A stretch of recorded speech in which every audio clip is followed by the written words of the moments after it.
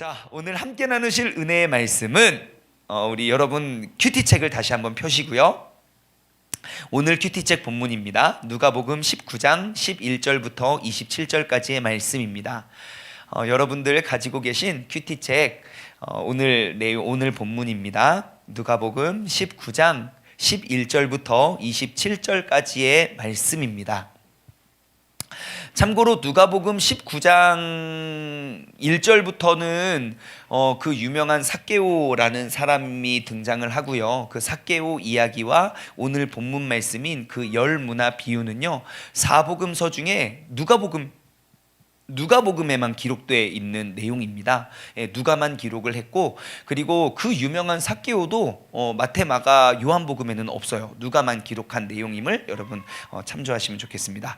우리 11절부터 우리 27절까지 한 절 한 절 교독하도록 하겠습니다. 그들이 이 말씀을 듣고 있을 때에 비유를 더하여 말씀하시니 이는 자기가 예루살렘에 가까이 오셨고 그들은 하나님의 나라가 당장에 나타날 줄로 생각함이더라. 이르시되 어떤 귀인이 왕위를 받아 가지고 오려고 먼 나라로 갈 때에 그 종 열을 불러 은화 열 문화를 주며 이르되 내가 돌아올 때까지 장사하라 하니라. 그런데 그 백성이 그를 미워하여 사지를 뒤로 내며 이르되 우리는 이 사람이 우리의 왕됨을 원하지 아니하나이다 하였더라.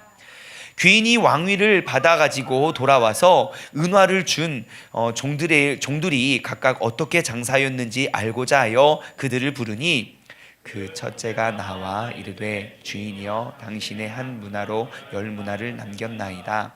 주인이 이르되 잘하였다 착한 종이여 내가 지극히 작은 것에 충성하였으니 열 고을 권세를 차지하리라 하고 그 둘째가 와서 이르되 주인이여 당신의 한 문화로 5 문화를 만들었나이다.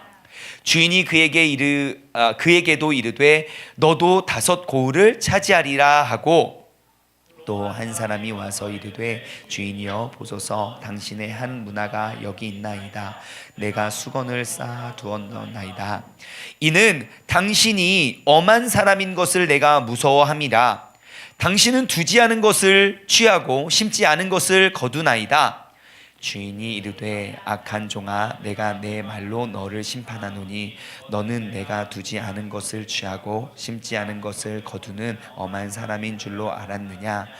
그러면 어찌하여 내 돈을 은행에 맡기지 아니하였느냐. 그리하였으면 내가 와서 이 이자와 함께 그 돈을 찾았으리라 하고 곁에 섰는 자들에게 이르되 그 한 문화를 빼앗아 10 문화 있는 자에게 주라 하니 그들이 이르되 주여 그에게 이미 10 문화가 있나이다. 주인이 이르되 내가 너희에게 말하노니 무릇 있는 자는 받겠고 없는 자는 그 있는 것도 빼앗기리라. 함께 읽겠습니다. 그리고 내가 왕됨을 원하지 아니하던 저 원수들을 이리로 끌어다가 내 앞에서 죽이라 하였느니라. 아멘, 아멘, 아멘. 우리 앞뒤 좌우 반갑게 인사하겠습니다. 서로를 축복하며 인사하겠습니다. 함께 은혜 받게 되어서 반갑습니다. 네, 아주 반갑습니다. 네, 우리 집안에서 함께 예배 드리시는 분들도 다시 한번 환영하고 축복합니다. 우리가 계속 이게 큐티 말씀을 나누기 때문에 여러분 지금 이제 열 문화의 비유를 하나의 사건으로 끊어서 보지 마시고 지금 예수님께서 그 열 문화의 가르침이 있기 이전의 상황, 그리고 앞으로 있을 일들을 우리가 쭉 한번 큰 흐름을 우리가 파악하면 좋을 것 같습니다. 이 본문의 흐름, 지금 예수님께서 어디에서 지금 이거 가르치시는 거죠? 어디에서 가르치고 계시나요? 여리고죠, 여리고. 예수님께서 여리고 들어가기 전에 누구 만났었죠? 눈먼 맹인이요. 날로 새롭죠? 역시 새벽 예배의 힘입니다. 들어도 새롭습니다. 여리고를 향해서 여리고 근처에 가서 눈먼 맹인이 예수여 나사렛 예수여 막 소리 지르잖아요. 그러니까 이제 막 누가 소리 지르냐고 조용하라고 하니까 더 크게 소리 지르잖아요. 그래가지고 있어요. 그래가지고 그 사람을 고치고 여리고성 안에 딱 들어가죠. 여리고성 안에 딱 들어갔을 때 많은 무리가 또 예수님을 쫓아다녔는데 그 중에 예수님을 되게 보고 싶었던 한 사람, 누구보다도 키가 작았던 그 사람이 누구죠? 삭개오죠. 삭개오. 예, 그 삭개오가 그 예수라는 사람이 궁금하고 보고 싶어가지고, 예, 근데 이제 키가 작고 나이의 한계는 거기까지인데 그 자신의 한계를 극복하고 뛰어넘어서 달려가서 나무 위에까지 올라가서 그 예수님을 구경하려다가 예수님이 그를 올려다보고 너 내려와라, 내가 너와 함께 하겠다. 예, 그와 함께함을 통해서 그 삭개오가 완전히 변화되었다는 사실 우리가 쭉 나눠보았죠. 자, 그리고 그 본문 말씀, 오늘의 본문 말씀은요, 그 삭개오와 주변 사람들에게 예수님께서 쭉 가르치시는 대목입니다. 그래서 이제 뭐 8절, 9절, 10절 뭐 삭개오가 예수님과 함께함으로 막 새롭게 다짐하고 사람들이 막 뒤에서 다 흉보고 손가락질하고 욕하고 있지만 그거 아랑곳하지 않고 그거 두렵지 않습니다. 예, 내가 지금 새롭게 다짐하고 내가 지금껏 돈이 주인이었는데 그 돈을 얻기 위해 내가 수많은 사람들을 이렇게 힘들게 하고 속이고 막 빼앗고 했었는데 내가 주님을 만나고 주님과 함께 하는 그 순간 어떻게 됐습니까? 그의 이름처럼 삭개오, 이름의 뜻이 뭐였죠? 그는 깨끗한 사람, 깨끗한 자, 그게 바로 삭개오라는 이름이잖아요. 그의 이름이 회복되었죠. 예수님을 만나는 순간 나의 목표와 나의 목적지와 내가 태어났던 나를 위해서 간절히 기도하며 이름을 지어주었던 나의 인생의 방향이 온전히 회복될 수 있었던 동기가 바로 예수님을 만났던 것이죠. 여러분, 그래서 그 주님을 만나서 그의 정체성이 회복되었던 삭개오, 그래서 그 사람들에게 주님께서는 가르치십니다. 예수께서 9절과 10절입니다. 예수께서 이르시되 오늘 구원이 이 집에 이르렀으니 이 사람도 아브라함의 자손임이로다. 예, 사람들이 진짜 놀라고 팔짝 뛸 이야기 아닙니까?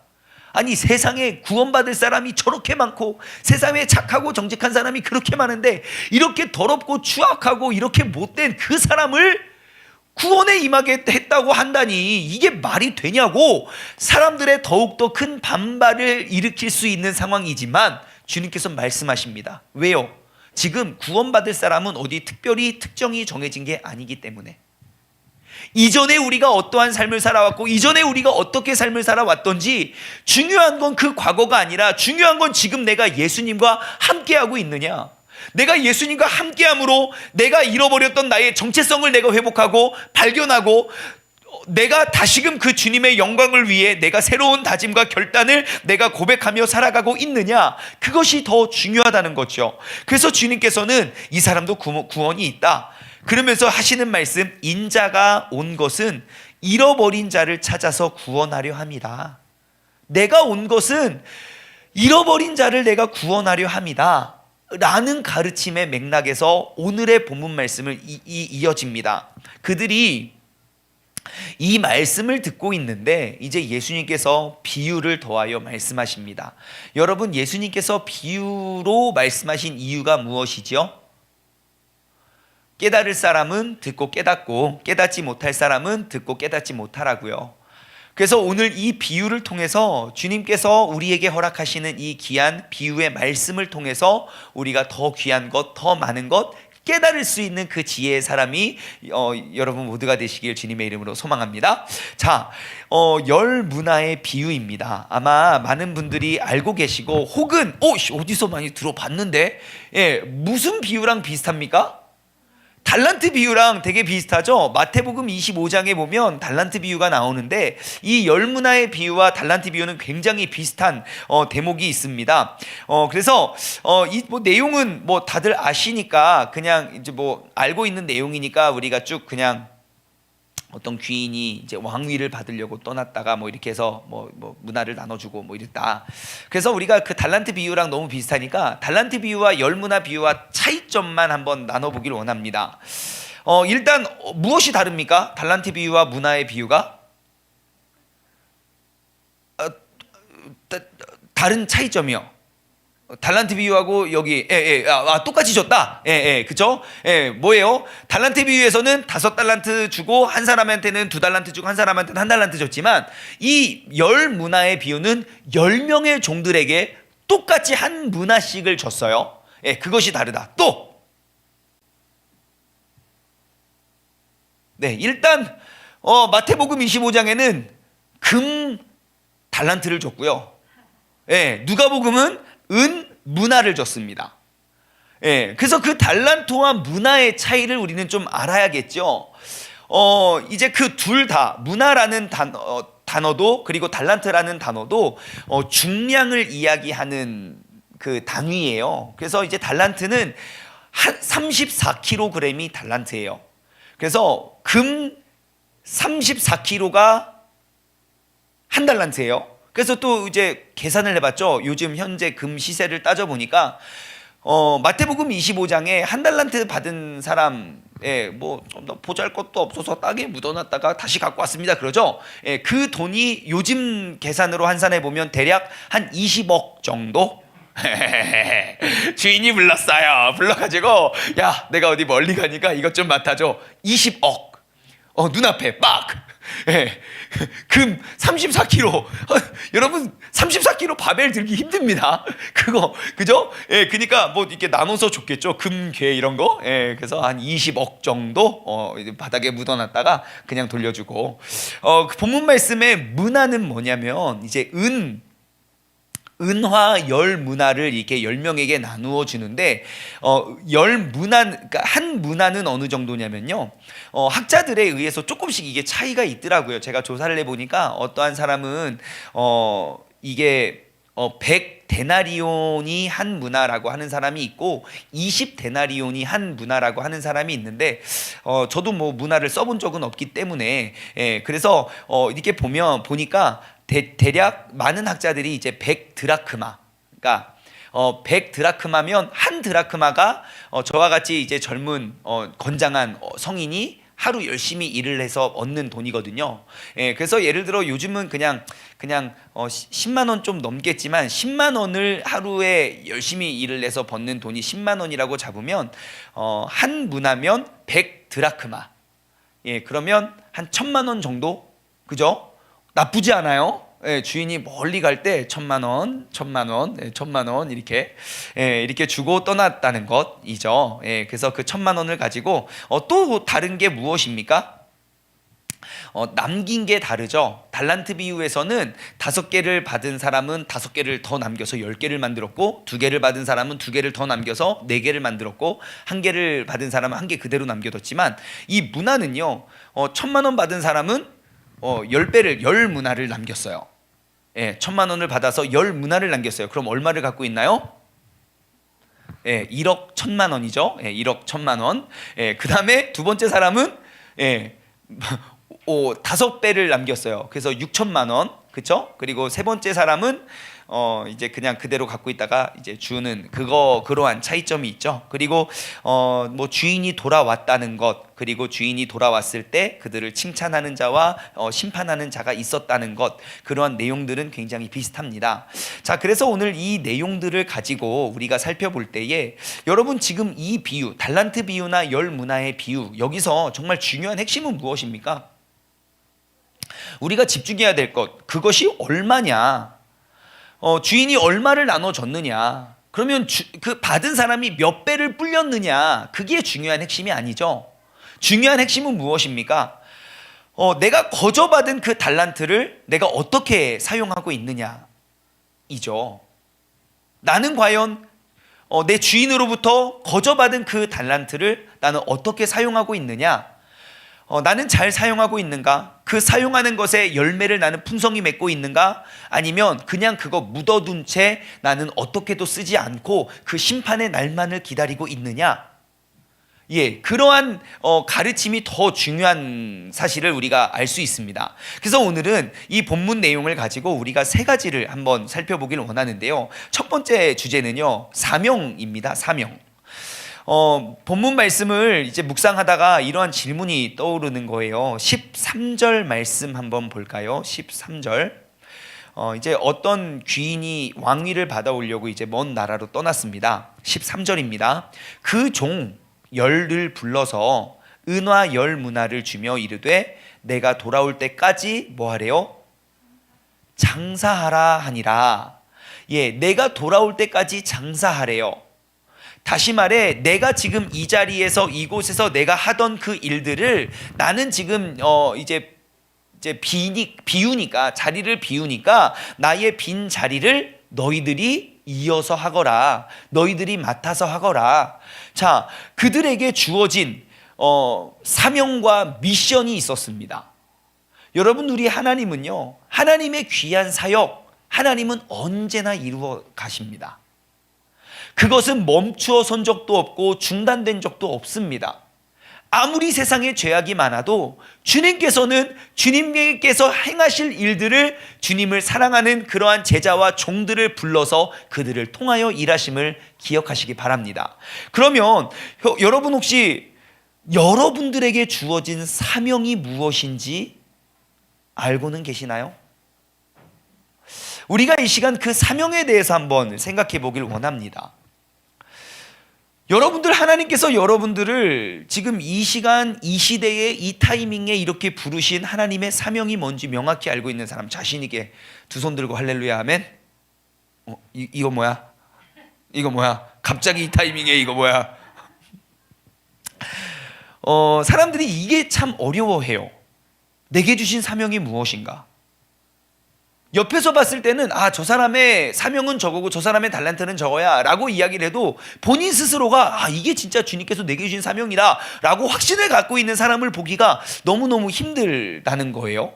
그래서 오늘 이 사명에 대해서 우리가 한번 생각해 보기를 원합니다. 여러분, 성경을 쭉 모든 것들을 다 이렇게 살펴보면서 우리 모든 인간에게 하나님이 세상을 창조하신 그 목적, 그리고 모든 인간들, 그 사람을 지어서 사람을 만드셔서 생육하고 번성하고 땅에 충만하고 정복하고 다스려라 미션을 주신 하나님의 그 원래 본연의 사명이 무엇입니까? 하나님의 목적? 무엇을 위해서 그 모든 것 만드셨고 무엇을 위해서 이 모든 것들을 우리에게 맡기셨죠? 딱 하나입니다. 하나님의 영광을 위해서, 그분의 기쁨이 되기 위해서. 그래서 고린도전서 10장 31절에는 잘 이야기하고 있죠. 요약하고 있죠. 그런즉 너희가 먹든지 마시든지 무엇을 하든지 다 하나님의 영광을 위해서 해라. 그것이 하나님께서 이 땅을 지으신 목적이고, 그것이 하나님께서 우리에게 거저 그냥 이러한 생명도 주셨고 목숨도 주셨고 뭐 이런 거, 여러분, 내가 선택해서 고른 거 있습니까? 내가 태어나서 먹고 사는데 내가 저 고른 거 하나도 없어요. 심지어 저의 이름도 못 골랐어요. 예, 태어나서 보니까 아빠도 있고 엄마도 있고, 이름은 충만이고 놀림은 엄청 당하고. 제가 제 키 못 골랐습니다. 저는 아직도 183이 되도록 아직도 기도하고 있지만, 여러분, 천국에서 저 보면 깜짝 놀랄 수도 있어요. 10cm 거 있을 거예요. 키도 안 골랐고요, 외모도 안 골랐고요, 뭐 집안 형편도 저 안 골랐고요. 제가 고른 거 하나도 없어요. 그런데 제 목숨이 제 거래요. 왜 내 거지? 나 고른 거 하나도 없는데? 여러분의 인생은 누구 겁니까? 주님의 것입니다. 갑자기 주님 찾지 말고 한번 생각해 보세요. 이 생명은 누구 거냐고요? 우리는 그냥 거저 받은 선물이에요. 하나님의 계획 속에 그 모든 그 창조주의 능력으로 우리가 택함받고 우리가 부름받은 사람입니다. 그런데 주님께서 그럼 나를 이 땅에 왜 보내셨나? 가장 먼저 우리가 알 수 있는 건 주님의 영광을 위해 부름받았다는 거. 오케이, 알겠어요. 그러면 그 다음 주님께 영광 돌리는 게 뭐냐는 거죠. 주님께 영광을 돌립니다. 할렐루야. 그게 영광입니까? 그러면 이거 안 하면 영광 아닙니까?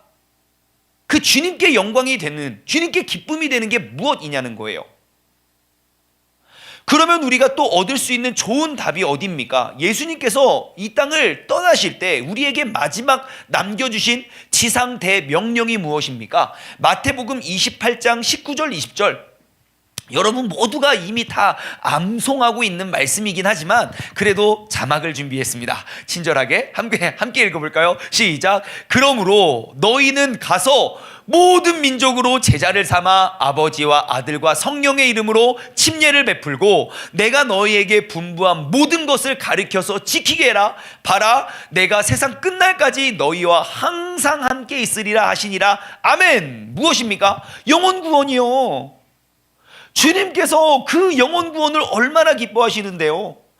복음서의 마지막은 이렇게 내가 너와 함께 하리라 하고 마침표를 빡 찍지만 사도행전에 넘어가 예수님께서 하늘로 승천하시기 전 마지막으로 남기신 그 유언과도 같은 말씀은 무엇입니까? 사도행전 1장 8절이지요. 함께 읽어볼까요? 시작. 오직 성령이 너희 안에 임하시면 너희가 권능을 받고 예루살렘과 온 유대와 사마리아와 땅 끝까지 이르러 나의 증인이 되리라. 여러분, 하나님께 영광을 올려드린다는 것이 무엇인지 아시겠습니까? 내가 이 소명을 감당하고 내가 나아가는 그런 모든 순간이 주님께 영광을 올려드리는 순간입니다. 내가 거저받은 인생, 거저온 인생인데 잃어버린 영혼 내가 한 명 한 명 찾아가는 것 주님께서 제일 기뻐하세요. 사람들이 손가락질하고 사람들이 놀릴 수도 있어요. 하지만 그 무시하는, 그 소외받은 그 한 사람을 내가 구원하기 위하여, 아니 예수님께서도 그 삭개오를 구원하기 위하여 여리고에 들어가셔서 모든 사람들의 욕을, 비난을 받으면서 그를 구원하시잖아요. 내가 이 말하면 사람들이 다 날 욕하고 내가 이 말하면 사람들이 다 나를 비난할 것 알면서도 오늘 이 시간 이 자리에 구원이 임했다, 담대하게 말씀하시잖아요. 왜요? 그게 하늘의 가장 큰 기쁨이고 하나님께 올려드릴 수 있는 가장 큰 영광이기 때문이죠. 그렇다면 여러분, 지금 우리는 하나님의 영광을 위해, 그리고 영혼 구원을 위해 우리가 지음받은 사람인데, 그렇다면 그 목적을 가지고 내게 주어진 문화는 무엇이냐는 겁니다. 우리의 주인 되시는 여호와 하나님께서 우리에게 뭔가 재능과 달란트, 그러한 문화를 거저 주셨을 때 무엇하라고 주셨겠습니까? 하나님께 영광이고 그리고 그 복음 전파하기 위해 주셨겠지요. 그러면 다음으로 할 일은 무엇입니까? 내게 주신 문화는 무엇인지를 알아야지요. 그래야 그것을 팔아서 장사를 하든 그것을 놀려서 뭘 하든 내가 그것을 활용해서 주님께 올려드리는 거 아닙니까? 그럼 여러분들에게 주어진 문화는 무엇입니까? 여러분들에게 주신 달란트는 무엇입니까? 이런 질문을 딱 받으면 가장 먼저 드는 생각은 한국 사람들의 특징입니다. 진짜 한국 사람만 그런 것 같아요. 아, 나는 달란트가 없어요, 막 이래요. 여러분, 전 세계 어디를 돌아다녀도 한국 사람이 노래 제일 잘하는 거 아십니까? 예, 전 세계 어디를 가도 길거리 이렇게 많은 노래방이 있는 나라는 진짜 본 적이 없습니다. 예, 노래방 들어가서 진짜 요즘은 모르겠어요. 옛날에 저 학창 시절 때 한창 노래방 다녔을 때는요, 5,000원만 내면요 정말 목이 쉬어서 그만 부를 때까지 계속 서비스를 넣어주는 나라는 진짜 전 세계 대한민국밖에 없을 거예요. 예. 노래방 시설도 얼마나 좋은지. 그러니 온 백성의 노래를 못할 리가 없죠. 예. 한국 사람들 보면 진짜 잘하는 게 너무너무 많아요. 잘하는 게 너무너무 많은데 본인이 잘한다고 생각을 아무도 못하는 것 같아요. 다 부족하고 연약하고. 예, 저 한국에서 있다가 미국에 그때 공부하러 갔는데 그게 좀 다르더라고요.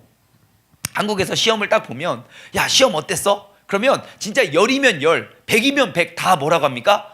망했어 막 그래요. 채점에 보면 막 1개 틀리고 2개 틀려도 그래도 망했대요. 세상에 도대체 안 망한 건 뭔지 모르겠어요.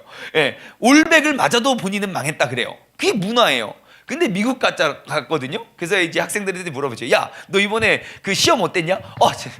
대박 났어요. 진짜 완전 너무 잘 봤어요. 채점에 보면 막 40점, 50점이에요. 그래도 스스로는 막 너무너무 잘했다고. 이게 생각의 차이인 것 같아요. 그래서 우리나라 사람들에게 당신의 달란트는 무엇입니까? 말할 수가 없어요. 왜냐하면 노래? 해봐. 그리고 막 노래를 막 하면은 옆에서 야, 너가 더 잘해. 막 길을 막 다 꺾어놔가지고 우리 한국 사람들이 이해하기가 어려운 그 질문이 이거예요.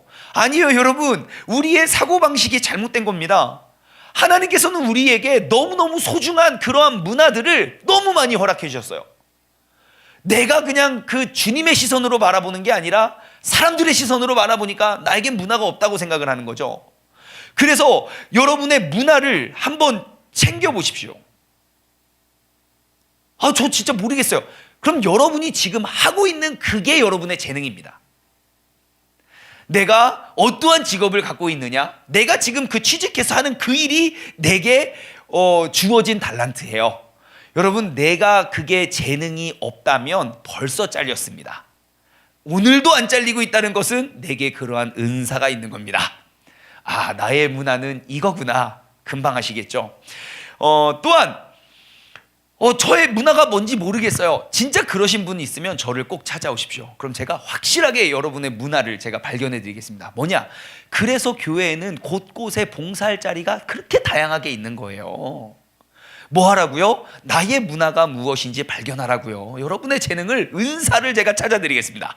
1번 여기를 한번 해보시고요. 막 하다가 너무 힘들어. 그리고 주변 사람들 다 힘들어해. 그거 아니야. 다른 걸 해봐요. 그럼 다른 봉사를 해요.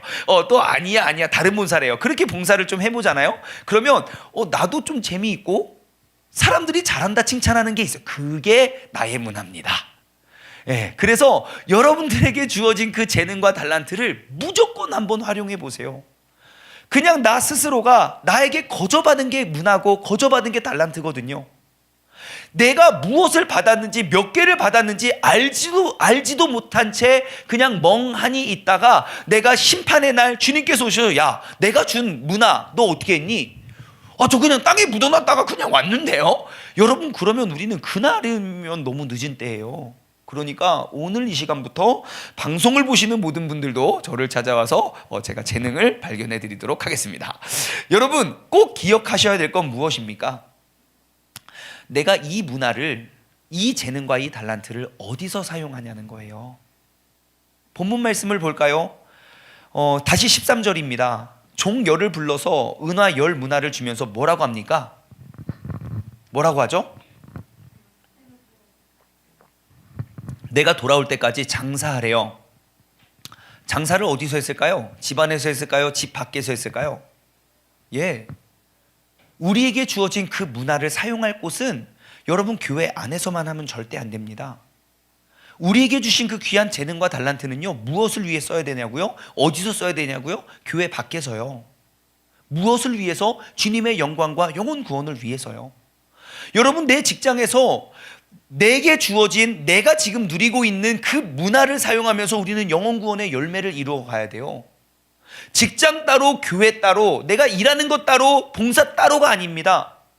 여러분, 우리가 거저받은 그 문화를 가지고 우리는 나아가서 장사를 해야 돼요. 더욱더 많은 열매를 위해서. 주님께서 내게 허락하여 주신 그 귀한 선물을 가지고 여러분 이제 세상으로 나아가십시오. 교회 안에서만 하나님께 영광을 바라고 교회 밖에서는 주님의 영광을 잃어버리는 삶이 아니라 교회 안에서든 밖에서든 언제나 내가 주님께 귀하게 쓰임받을 수 있는 그러한 열매를 풍성히 맺을 수 있는 믿음의 사람, 언제나 하나님의 영광을 위해 소명을 감당할 수 있는 풍성한 열매의 주인공 되시길 주님의 이름으로 축원합니다. 이 시간 여러분들이 해야 될 일이 있습니다. 무엇입니까? 첫 번째, 여러분의 인생의 목적을, 그 의도를 여러분 다시 한번 재점검하시기 바랍니다. 내가 왜 태어났고 내가 무엇을 위해 이 땅에 이렇게 숨을 쉬면서 살아가고 있는가? 나는 참 비참한 인생이다, 이렇게 생각하지 마시고요. 하나님의 영광을 위해 나는 완벽하신 계획 속에 지음받은 사람임을 꼭 기억하십시오. 두 번째, 무엇을 하냐? 나에게 허락된 그 문화를 발견하십시오.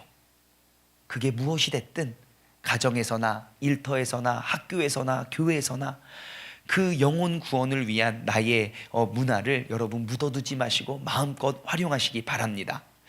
그러면 또 다른 질문이, 본문 말씀을 묵상하는데 또 다른 질문이 떠올랐어요. 분명히 왜 똑같은 종인데 남긴 자가 있고 남기지 못한 자가 있었을까요? 그 차이가 무엇일까요? 뭐 달란트 비유에서는 얘는 많이 받고 저는 조금 받았잖아요, 이유가 될 수가 있어요. 근데 이 열 문화의 비유에서는 10명의 종들에게 똑같이 주어졌습니다. 근데 왜 누구는 남겼고 누구는 못 남겼을까요?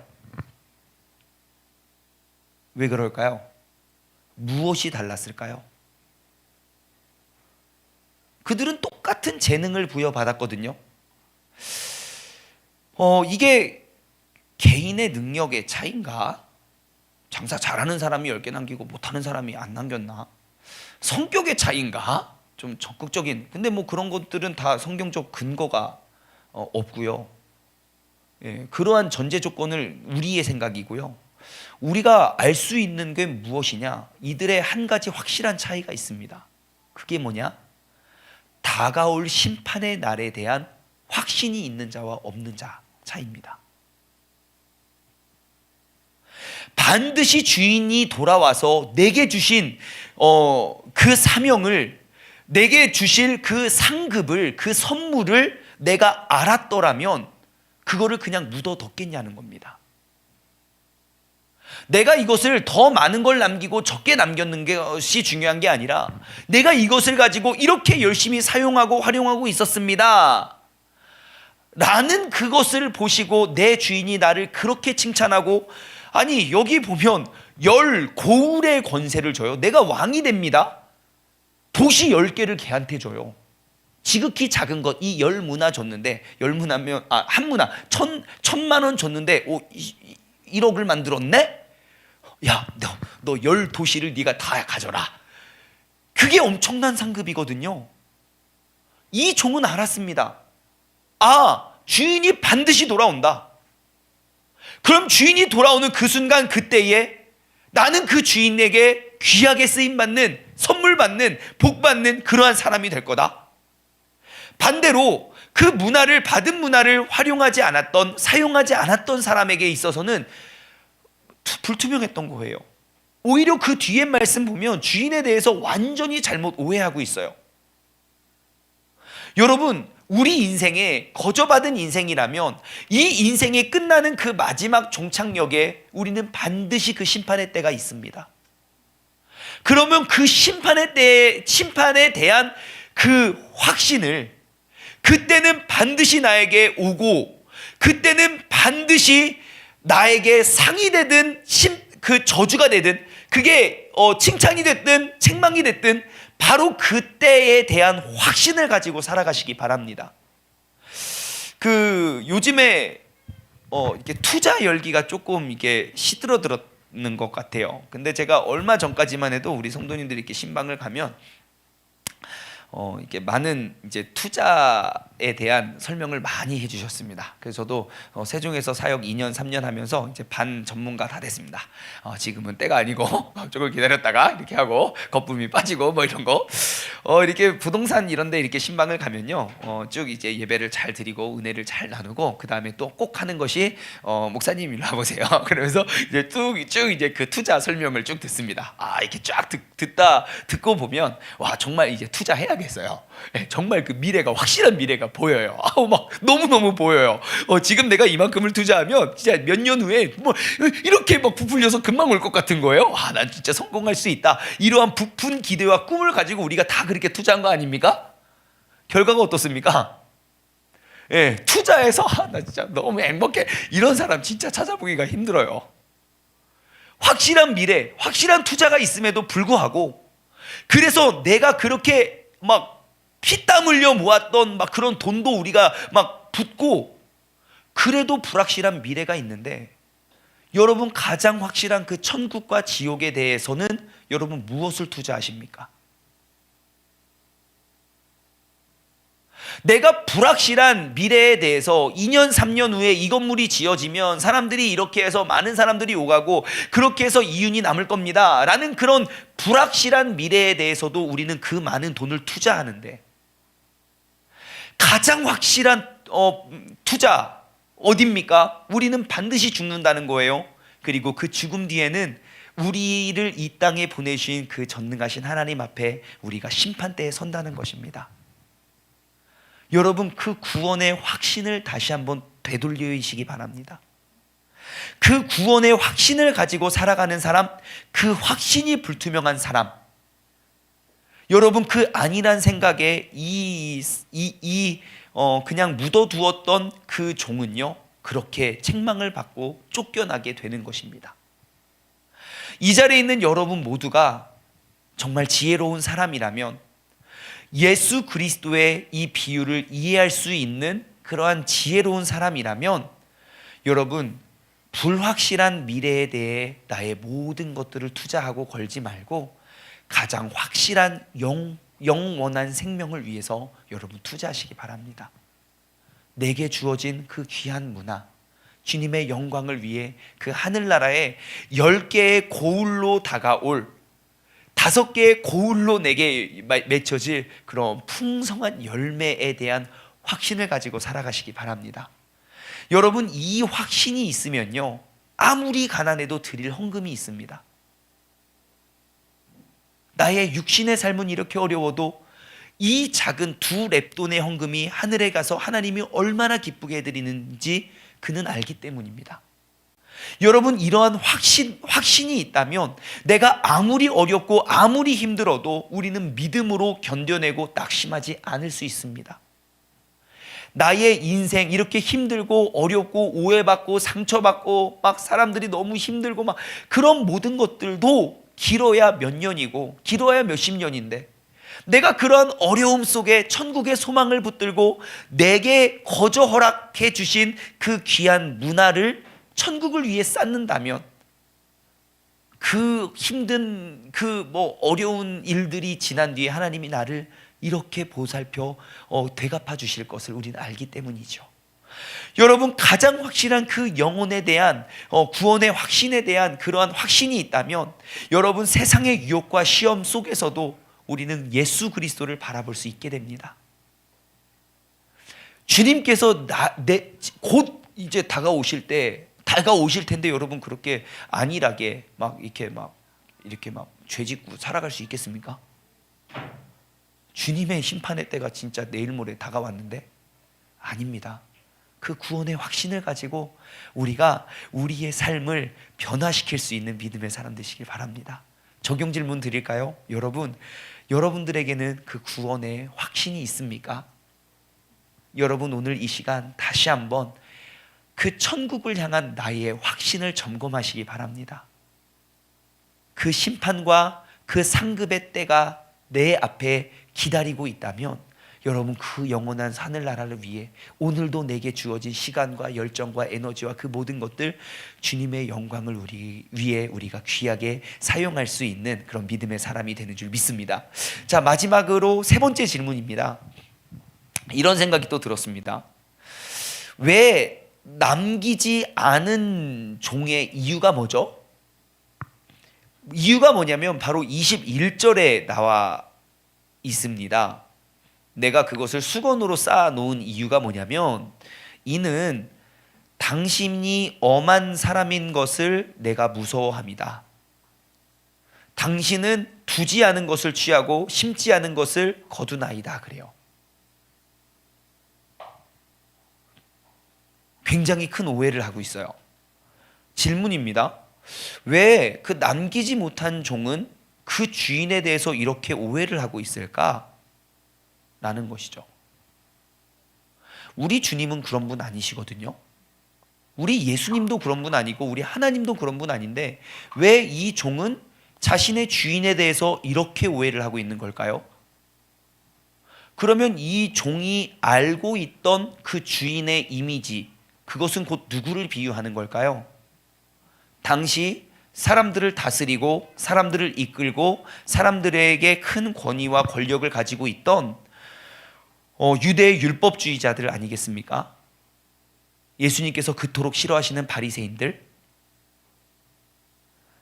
우리가 바리새인들의 삶에 대해서 그들이 어떨지 우리가 알지 못하지만 이 비유를 통해서 우리는 알 수 있어요. 그리고 주님의 가르침이 대부분이 다 그들을 위한 것들이거든요. 주인 노릇하고 그 종을 부려먹었던 그 율법주의자들, 당시 바리새인들, 그들의 특징은 무엇입니까? 그들은 엄했다는 거예요. 엄한 사람, 무서운 사람이었고, 또한 자신의 권력과 자신의 힘만을 의지해서 사람들의 것을 빼앗고 착취하고 아무것도 하지 않은 채 그냥 거둬들였던 그러한 사람이었어요. 마치 삭개오처럼요. 나는 높은 사람이고 나 많은 것 가졌으니까 빨리 세금 내. 너 세금 이것밖에 못 걷었어.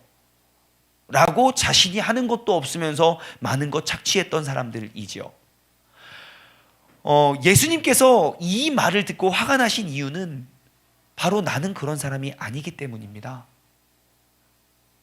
왜 나는 그런 걸 가르친 적도 없고 우리 아버지 하나님도 그런 분이 아닌데 왜 너는 그 하나님에 대해서 이렇게 잘못 오해하고 있니? 오해하지 마.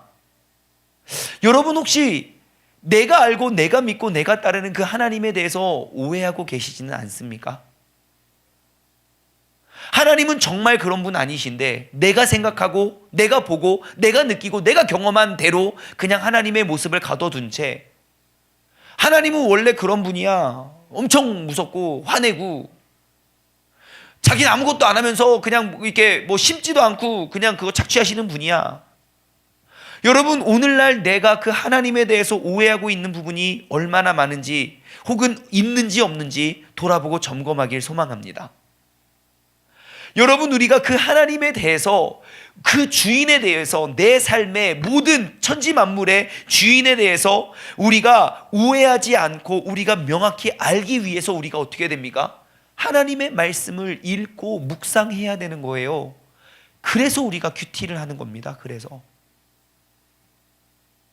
내가 그 하나님에 대해서 오해하지 않기 위해서 내가 읽고 내가 묵상하고 내가 매일매일 경험하고 매일매일 내게 주시는 그 말씀을 가지고 내가 살아가기 위해서요.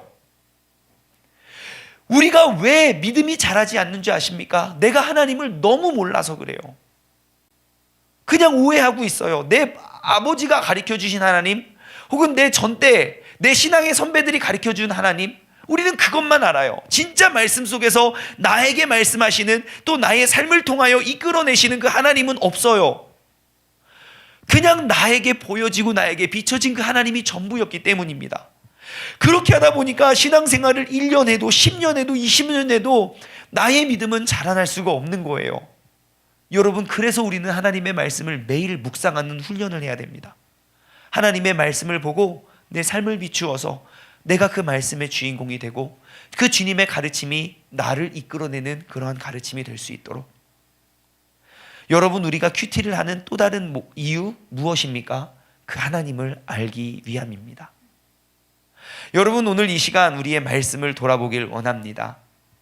주님께서는 이 자리에 있는 우리 모두, 우리 지금 함께 예배드리고 있는 우리 모두에게 똑같은 문화를 허락해 주셨습니다. 그러면 나는 그 문화를 어떻게 사용하고 있는가? 그리고 나에게 주어진 문화는 무엇인가? 돌아보길 원합니다. 그리고 나에게 주어진 그 문화를 나는 어디에서 사용하고 있는가? 누구를 위해, 무엇을 얻기 위해 나는 사용하고 있는가? 주님께서 내게 허락하여 주신 귀한 재능과 달란트를 그냥 이 세상에 다 두고 갈 수밖에 없는 물질을 얻는 것으로만 사용하지 마십시오. 그보다 하나님의 영광을 위해, 그 영혼 구원을 위해 여러분이 가지고 있는 귀한 소중한 재능과 달란트를 먼저 사용하시기 바랍니다. 또한 여러분 우리가 그 천국과 지옥에 대한 그 확실한 확신, 그리고 그 심판의 날이 반드시 나에게 온다는 사실을 여러분 꼭 기억하시기 바랍니다. 그리고 마지막으로 우리의 주인 되시는 그 하나님에 대해서 오해하지 말고 우리가 온전히 알기 위하여 매일매일 그 하나님의 말씀을 묵상하며 우리가 알아갈 수 있는 그런 믿음의 사람 되시길 주님의 이름으로 간절히 축원합니다. 함께 기도하며 나아가도록 하겠습니다.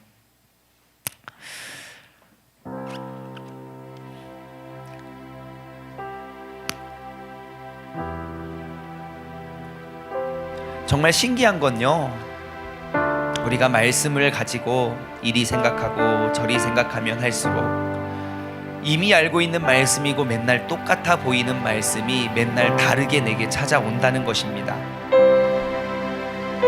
우리가 그 말씀의 깊이를 우리가 발견하고 깨달을 때 우리가 주님 앞에 서는 그날 주님께서 우리에게 정말 착하고 충성된 종아, 너가 그 작은 일에 그 작은 달란트를 가지고 세상 속에서 나의 영광과 나의 기쁨과 영혼 구원을 위해 그렇게 열심히 잘 살아왔으니 내가 너에게 이러한 선물을 줄게. 그러한 믿음의 확신을 가지고 우리가 다시 한번 일어서길 원합니다.